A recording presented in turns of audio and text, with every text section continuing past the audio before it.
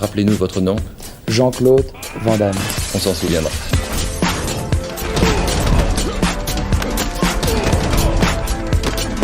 Van Damme Express.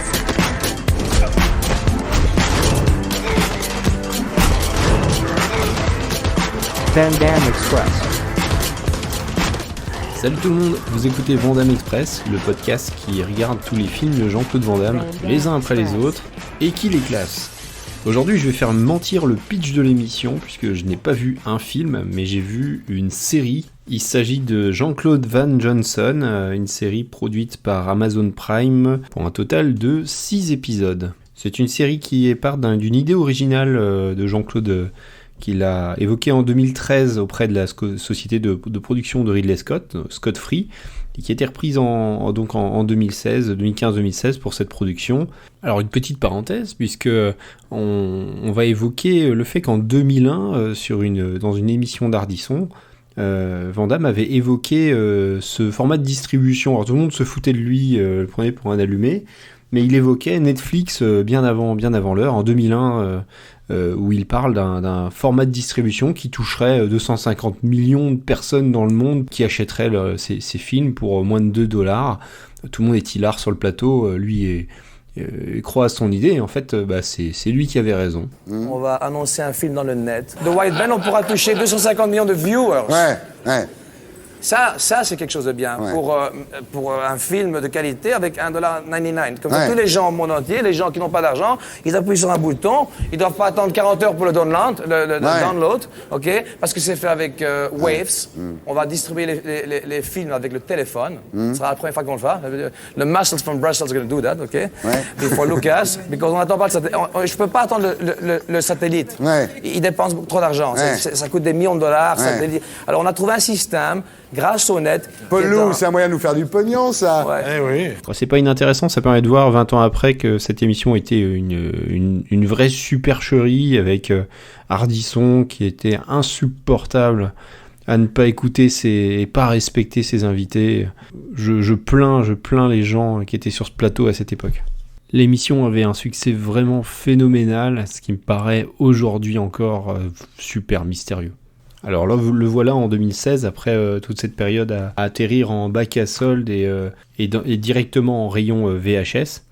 Le voilà sortir une série qui est un peu la suite spirituelle, un peu dans la logique de JCVD qu'on a commenté sur ce podcast il y a quelques numéros. Excellent film, JCVD, qui est très bien classé. Là, il incarne de nouveau son propre rôle alors cette fois-ci pas du tout dans un drame, on est dans une comédie d'action.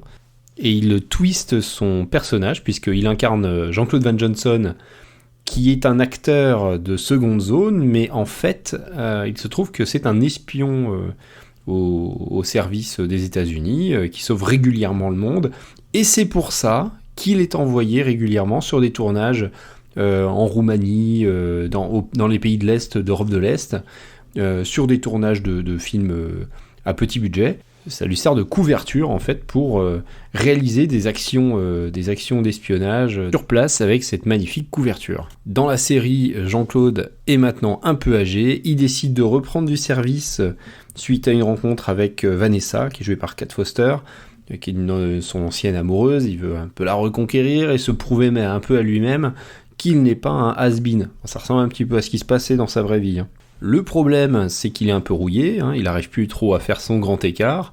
Dans les bagarres, il est efficace, mais quand même, il a perdu de sa superbe, et avec les femmes, c'est un peu la même chose. C'est devenu un has-been.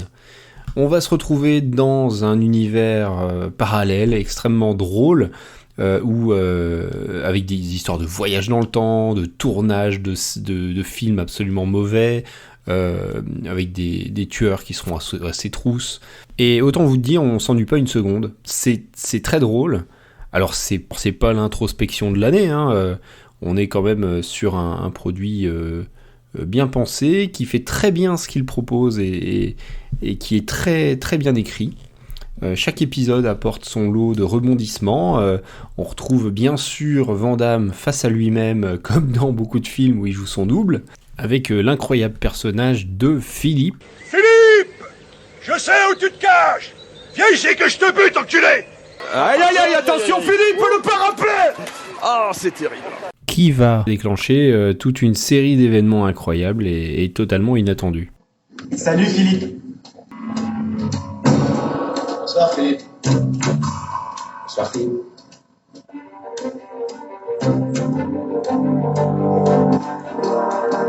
Salut, ce n'est que moi, Philippe. Qui êtes-vous? Je suis toi, mais du futur. Et je suis venu t'avertir qu'une épouvantable catastrophe va se produire dans cette raffinerie. Tu dois t'enfuir. Tu n'es pas le moi qui vient du futur. Pardon? Les mêmes personnes ne peuvent occuper le même espace. Time Cop. Time Cop? Tu l'as vu, le film? Ouais. Donc, tu connais la règle. Mais dans Looper, Bruce Willis et Joseph Gordon-Levitt se touchent à plusieurs reprises. Si t'es vraiment moi, tu crois que Looper est un meilleur film que Time Cop? Ouais. Ben non. Moi, je dis que Time Cop est 100 fois meilleur que Looper. Note artistique, c'est un solide 6. Ça évoque une imagerie classique du film d'action. Au niveau de l'humour, ça évoque James Franco, Seth Rogen. Scénario parodie gentiment Looper et puis successivement plusieurs productions de Jean-Claude Van Damme. Le film marque plus de points pour son humour et son écriture que pour sa réalisation, qui est plutôt commune. Au niveau bagarre, c'est un 7 et c'est plutôt bien. À chaque épisode, on a le droit à nos séquences de bagarre. Jean-Claude est en forme.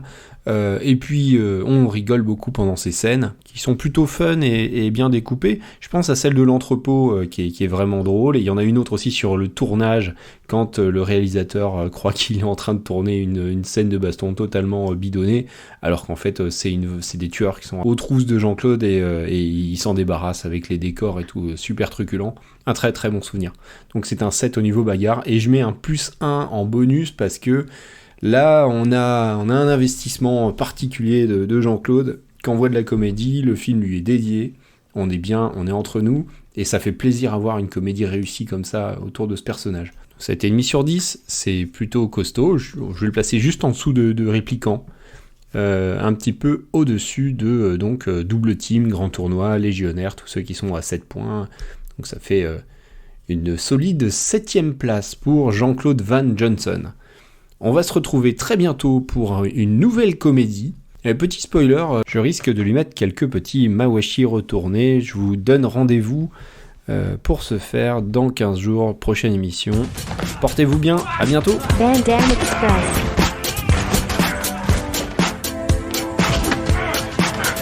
Van Damme Express. Van Damme Express.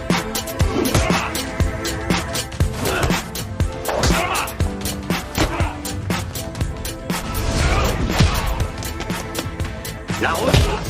Là où on va, on n'a pas besoin de route.